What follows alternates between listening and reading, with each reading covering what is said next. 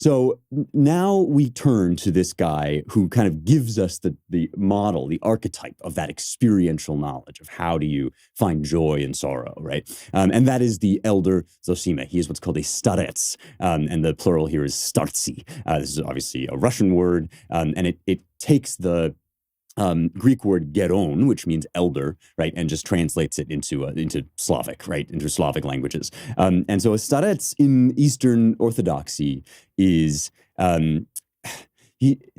One of the things, at least, that he exists to do is to bear witness to the humility and self abandonment and giving of Christ in the midst of the church bureaucracy, right? This is a period, and Dostoevsky depicts this very clearly. This is a period when the church sort of is starting to stand in for like empty hierarchy. And a lot of people are trying to accuse the church of just being a bunch of different self-interested and kind of pharisaical people organizing according to the ways of the world, right?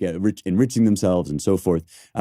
And in Father Zosima, you have this kind of witness to this other form of Christianity. It's not to say that, all institutional forms of Christianity are bad in this novel. It's just that the person of Father Zosima, of this elder, is really what expresses Christ in the world, in the novel, and for Alyosha, who is deeply devoted to this man. You will recall from our previous episodes that Alyosha's father, Fyodor, who you will notice has the same first name as Fyodor Dostoevsky, right? Alyosha's father is totally falling down on the job. He's kind of forgotten about his children when they were very young. They all have been scattered to various different sort of surrogate people to raise them.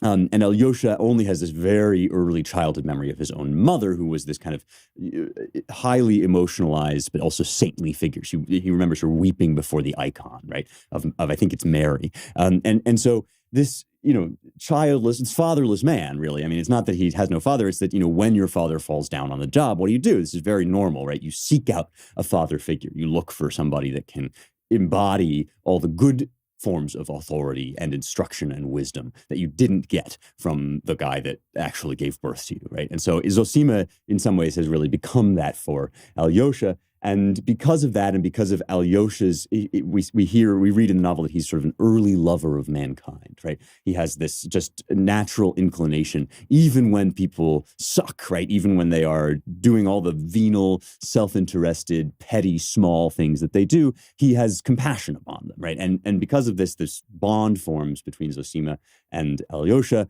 And we even, early on, we may get into this, I may read you this passage later on, we get Alyosha hiding behind Zosima's coattails almost, so like almost like a little boy.